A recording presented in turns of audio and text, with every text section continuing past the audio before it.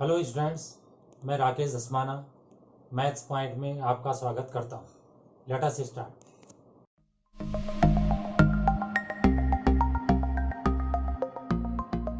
Questions on JEE advance 2019 math solution के अंतर्गत इस क्वेश्चन को देखिए।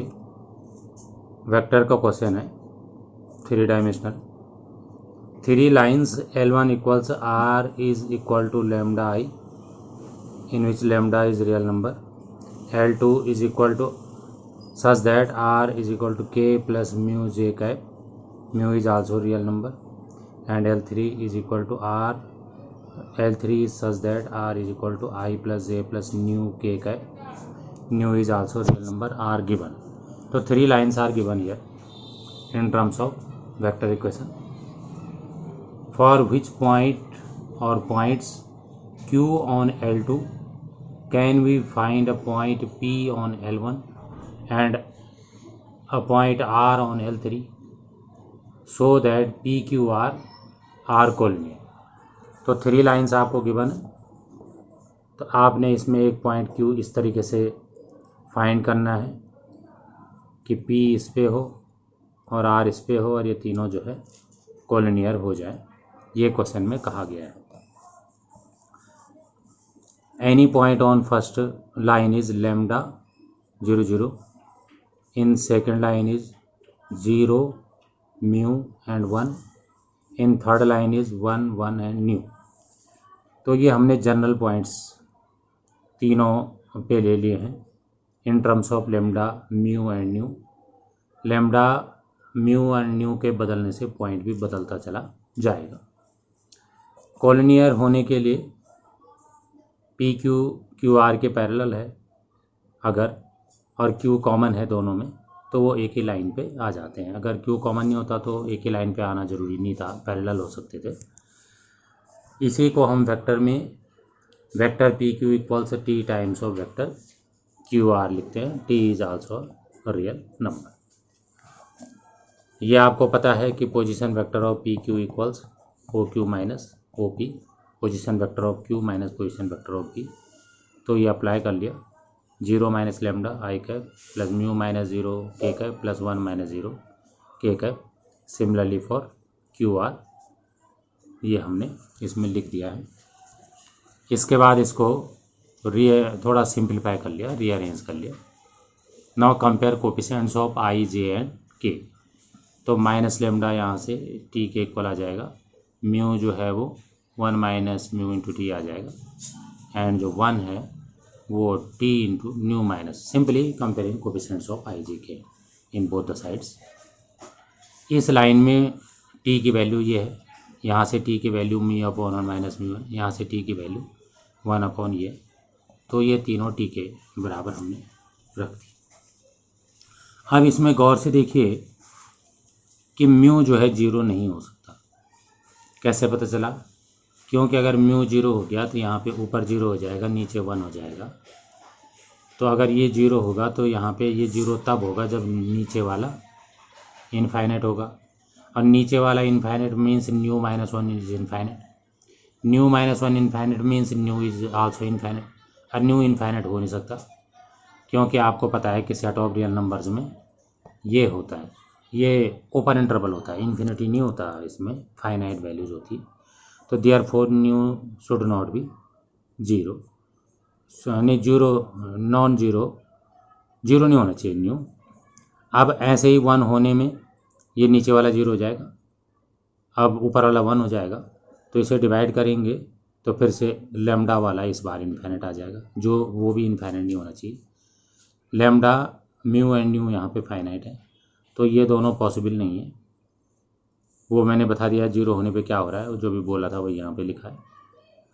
तो इसका मतलब न्यू अगर 0 नहीं है तो क्यू था 0 न्यू 1, तो 0 0 1 भी नहीं हो सकता, एंड 0 1 1 भी नहीं हो सकता। न्यू के बदले एक बार 0 रख दिया और एक बार 1 रख दिया, तो ये दोनों नहीं हो सकते।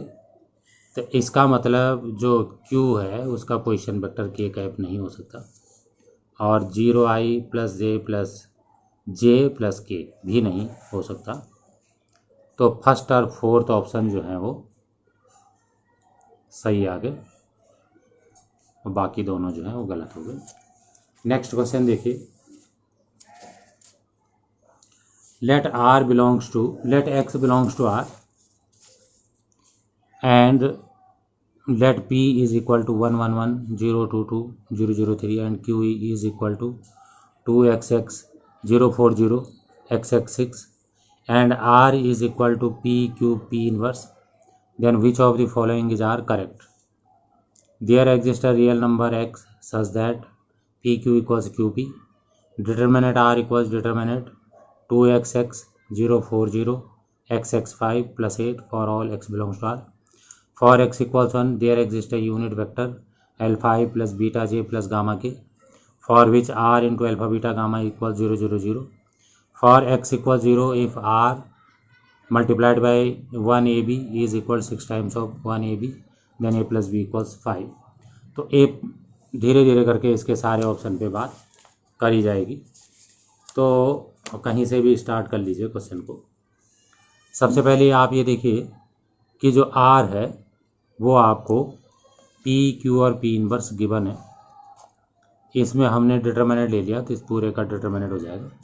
तो डिटरमिनेंट जो है सेपरेट हो जाता है, you already know determinant of A B equal determinant of A into determinant of B, क्योंकि ये तो एक वैल्यू होती है, ऐसे 3 के लिए भी होता है, तो ये लाइन आप समझ गए होंगे।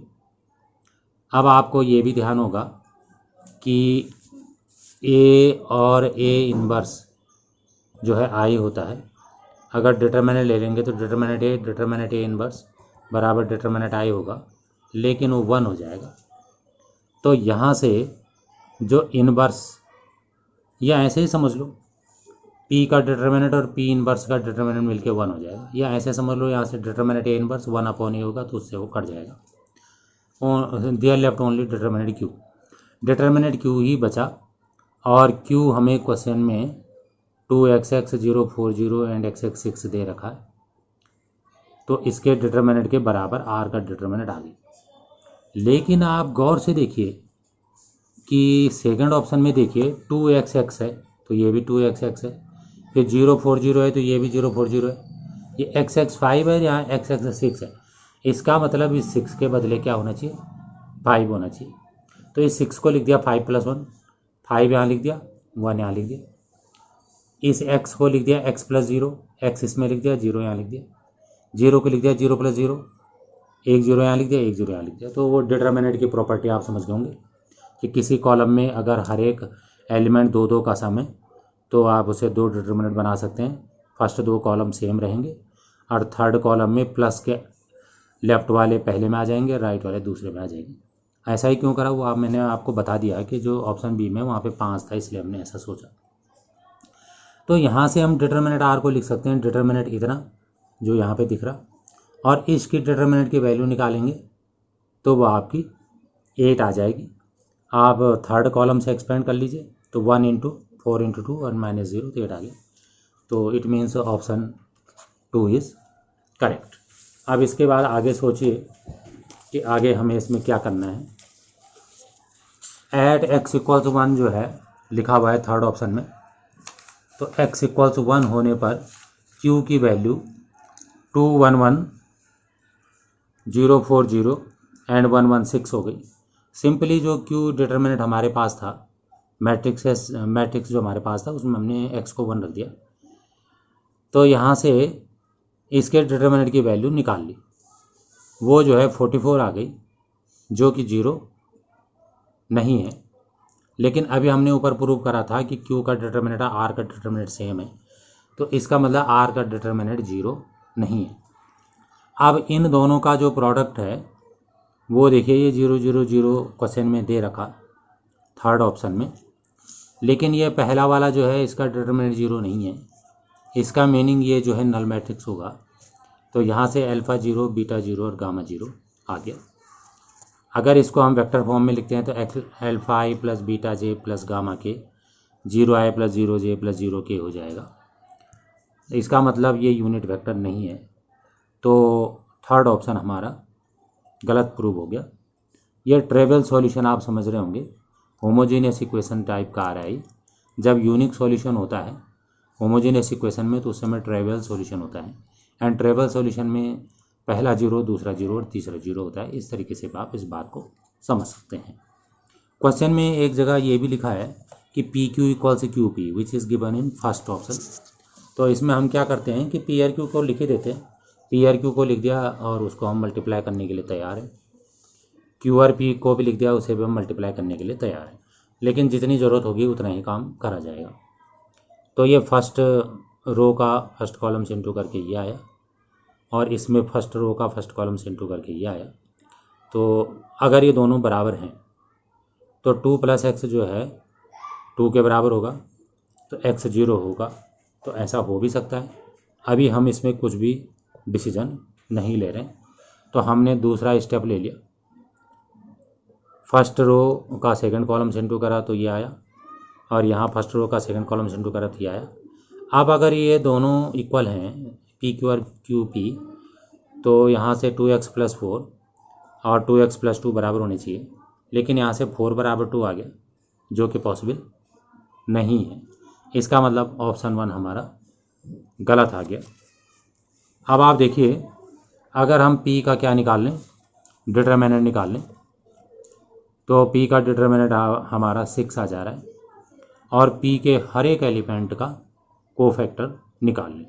कोफैक्टर की मैं आपको याद दिलाना चाहूँगा। जैसे 1 का कोफैक्टर निकाल लें तो C11 लिखते हैं। 1 और 1 जो है 2 इवन होता है, तो -1 की पावर 1 + 1 विच इज़ इवन, तो यहाँ पे प्लस आएगा। फिर इसका रोअर कॉलम छोड़ देंगे तो 3 × 2 = 6 आ जाएगा। इसी तरीके से बाकी करके सबके कोफैक्टर निकाल दिए और उनको उनकी जगह रख के ट्रांसपोज कर लिया, तो वो हो गया एडजॉइंट ऑफ ए, और एडजॉइंट ऑफ ए को डिटरमिनेंट से डिवाइड कर लिया जो 6 है। तो ये हमें P इनवर्स प्राप्त हो गया। P इनवर्स निकालने की क्या ज़रूरत है अभी आपको क्लियर होगा। अब इसमें आप आगे देखिए, ऑप्शन 3 में दे रखा था R, ऑप्शन 4 में R × 1AB = 6 × 1AB, लेकिन R हमारा क्वेश्चन में PQ P इनवर्स है, तो ये 1AB = 6 6A 6B हो गया। 1/6 को हमने वही रहने दिया। PQ P की इनवर्स मैंने ये तीनों यहाँ पे लिख दिए। PRQ तो क्वेश्चन में गिवन है, और इसमें हम x को 0 पे रख रहे हैं साथ में, और P इनवर्स अभी हमने निकाला था, इन तीनों को एक साथ लिख दिया। तो ये वाली लाइन आ गई, इसे आप समझ गए होंगे। अब इसमें आप ये बीच वाले में देखिए, ये 2 से डिवाइड हो रहा, तो यह 6 को मैंने 3 कर दिया, 2 इसको दे दिया, 2 से डिवाइड करके यहाँ लिख दिया। तो ये फर्स्ट सेकंड थर्ड तीनों में से लिख दिया। अब इन दोनों को मैंने मल्टीप्लाई कर दिया, एक में करके बताता हूँ। फर्स्ट रो का फर्स्ट कॉलम से करेंगे तो 1 0 0 आएगा, ऐसे और भी आगे। इसको सेम लिख दिया, बाकी वही है। फिर जो है इन दोनों को भी मल्टीप्लाई कर लिया, एक में करके दिखाता हूँ। फर्स्ट रो का फर्स्ट कॉलम से 1 × 6 2 × 0 3 × 0 ये आ गया। इसके बाद इन दोनों का प्रोडक्ट ये होगा, तो इसका इंटू इससे करेंगे तो 6 × 1 + 3 × A + 2 × B, ये = 6 आ गया। ऐसे बाकी दो भी आ गए, और 2 ही निकाले फिलहाल। इसको सिंप्लीफाई करा तो ये 3 यहाँ 18 हो गया, और यहाँ 3 यहाँ ये भी 18 हो गया। यहाँ से 3A + 2B 18 - 6 12 हो गया। यहाँ पे 2 से डिवाइड कर लिया, 6A + 2B = 9A हो गया। इसमें 3A और 2B की वैल्यू यहाँ से 3A रख दी, A2 आ गया। इसको वापस इसमें रख दिया तो B3 आ गया, तो A + B हमारा 5 आ गया। तो ये हमारा। अगर आपको वीडियो पसंद आई हो तो इसे लाइक करें, शेयर करें, सब्सक्राइब करें, और लेटेस्ट वीडियो जानने के लिए बेल आइकन को प्रेस करें। और अगर आपका कोई डाउट हो तो फीडबैक में मुझे शेयर करें। थैंक्स।